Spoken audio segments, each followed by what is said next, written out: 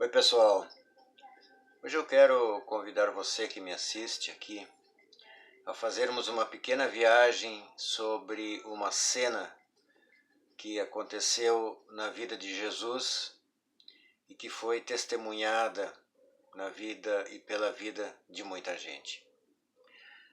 Está em Lucas 18, 35, 43 e eu vou ler esse trechinho para nós e depois vamos conversar um pouco sobre ele de forma resumida. Ao aproximar-se Jesus de Jericó, um homem cego estava sentado à beira do caminho pedindo esmola. Quando ouviu a multidão passando, ele perguntou o que estava acontecendo. Disseram-lhe: Jesus de Nazaré está passando.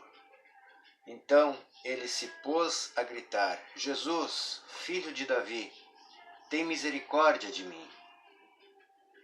Os que iam adiante o repreendiam para que ficasse quieto. Mas ele gritava ainda mais: Filho de Davi, tem misericórdia de mim. Jesus parou e ordenou que o homem lhe fosse trazido. Quando ele chegou perto, Jesus perguntou-lhe: O que você quer que eu lhe faça? Senhor, eu quero ver, respondeu ele. Jesus lhe disse: Recupere a visão. A sua fé o curou. Imediatamente ele recuperou a visão e seguiu Jesus glorificando a Deus. Quando todo o povo viu isso, deu louvores a Deus. Este é o trecho. E aí fala de um homem que queria recuperar a visão. E esse tópico eu quero salientar: recuperar a visão. Isto se aplica à nossa visão de consciência, à nossa visão de compreensão, à nossa visão espiritual, mas também há uma limitação, debilidade ou enfermidade física, que era o caso pontual daquele homem. Eu quero andar por esses dois prismas. Como o impacto do encontro com Jesus nos cura espiritualmente, psicologicamente e também pode resultar em modificações biológicas, em cura biológica. Mas vamos tratar de separar por partes este trecho para a gente falar um pouco sobre ele. Ao aproximar-se Jesus de Jericó, um homem cego estava sentado à beira do caminho pedindo esmola. E eu quero chegar aí. Ele estava sentado à beira do caminho, as suas debilitações, as suas fraquezas, as suas limitações colocaram ele à beira, à margem. Ele se tornara naquele momento uma pessoa marginalizada por causa da sua realidade física. Estava sentado à beira do caminho e, como ele já não conseguia produzir para o seu sustento, ele pedia esmolas.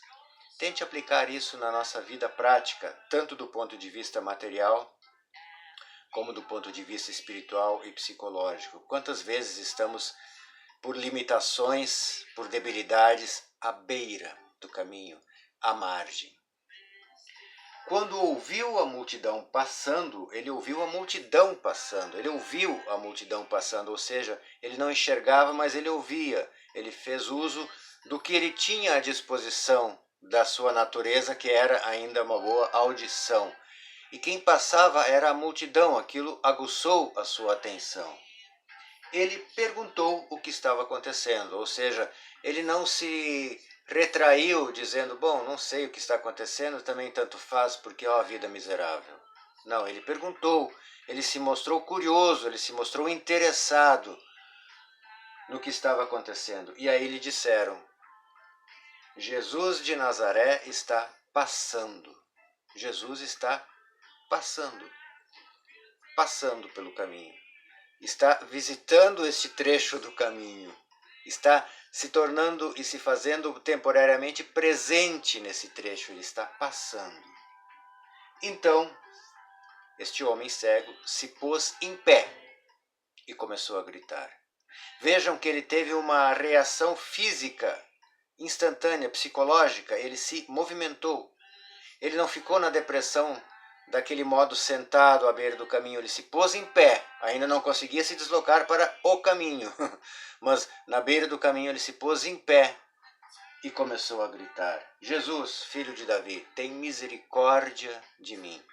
Filho de Davi, a gente sabe que é uma alusão à descendência física de Jesus, que vem desde a família de Davi e seus antecessores também. Os que iam adiante de Jesus, porque Jesus estava passando, e ele estava sabendo que Jesus estava passando, os que iam adiante o repreendiam para que ficasse quieto. Muitas vezes aqueles que vão adiante de Jesus, religiosamente falando, aqueles que se acham representantes de Jesus, aqueles que se acham os levadores de Jesus para os outros, não gostam que alguém grite e manifeste a sua necessidade, ou que grite por Jesus. Não, fique quieto, seja solene, respeite, porque Jesus está passando. É uma procissão sagrada onde Jesus está passando. Então, muitas vezes acontece isso, aqueles que hipoteticamente conduzem Jesus às pessoas, querem eles ainda deter a caminhada e a condução de Jesus e pedem para que os outros fiquem quietos, reprimem muitas vezes a natural reação das pessoas à possibilidade do encontro com Jesus. Mas ele era teimoso, ele gritava ainda mais: Filho de Davi, tem misericórdia de mim. E diante desta manifestação, desta oração, poderíamos dizer assim, efusiva, intensa, não reprimível, posta em pé no sentido de se fazer comunicar com Deus. Nesta oração, poderíamos dizer assim, então, Jesus, em ouvindo isso, parou. A procissão sagrada parou. O movimento da multidão parou, porque Jesus parou para ouvir, para saber o que estava acontecendo. E ordenou que aquele homem para o qual os outros haviam dito que era para ele ficar quieto, fica quietinho aí no teu canto, não incomoda, não te manifesta, não te expõe, não nos incomodes a nós também. Jesus parou e ordenou que o homem lhe fosse trazido. Jesus sabia que aquele homem sozinho não estava conseguindo vir, mas ele orara, ele gritara, ele se manifestara, e Jesus disse: tragam-no. E aí eles fizeram assim, trouxeram esse homem a Jesus. Quando chegou perto, como Jesus chega perto das pessoas e como as pessoas que a ele são trazidas chegam perto, quando chegou perto, Jesus perguntou-lhe: o que você quer que eu lhe faça? E esta é uma pergunta fantástica, significativa ao extremo. Deus nos pergunta: o que você quer que eu te faça quando nós oramos a Ele? Ele sabe, não precisamos informá-lo daquilo, mas Ele quer que a gente fale, Ele quer que a gente se manifeste, Ele quer que a gente se expresse, Ele quer que a gente se comunique claramente com Ele com a linguagem que nos é possível, verbal, audível, falada, sentida muitas vezes ou só pensada.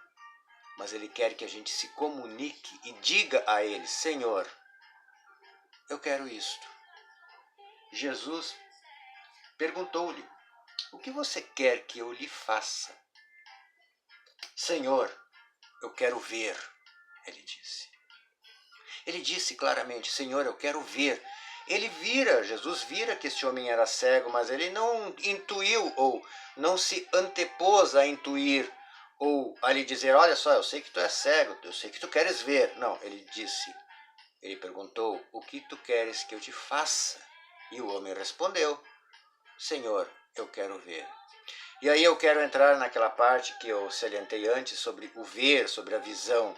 Podemos colocar, se nós nos colocarmos na posição deste homem, também podemos pedir ao Senhor: Senhor, eu quero ver, Eu quero ver mais claramente o teu caminho, eu quero ver mais claramente o impacto de uma vida andando contigo na minha vida. Eu quero ver mais claramente a mim mesmo aplicando as coisas que tenho aprendido com o Senhor no dia a dia, no trato com as pessoas. Eu quero ver espiritualmente melhor. E este homem tinha necessidade física, eu quero ver. E muitas vezes também nas nossas necessidades físicas, nas nossas debilidades físicas, nas nossas enfermidades biológicas, podemos dizer: Senhor, eu quero isto.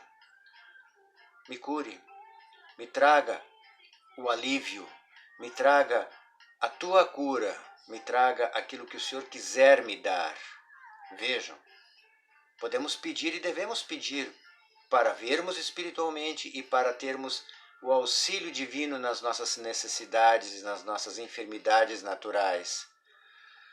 Mas nós não podemos exigir isso de Deus, mas podemos pedir. Podemos pedir. Senhor, eu quero ver, respondeu ele. Jesus lhe disse: recupere a visão. Intui-se por aí que esse homem anteriormente já vira alguma vez, não era cego de nascença. Recupere a visão. E muitas vezes nós também, em algum momento da vida, enxergamos melhor a realidade, compreendemos melhor as coisas. E Jesus nos diz: recupere a visão, veja melhor espiritualmente. Em outro momento na vida nós éramos saudáveis biologicamente e Jesus nos diz: recupere a saúde, recupere. Jesus tem este poder quando nós pedimos claramente a Ele. Eu não quero nunca esquecer disso, porque isto é uma realidade. Isto é uma realidade espiritual e é uma realidade da existência, uma realidade da vida. Jesus disse a ele: recupere a visão. A sua fé o curou.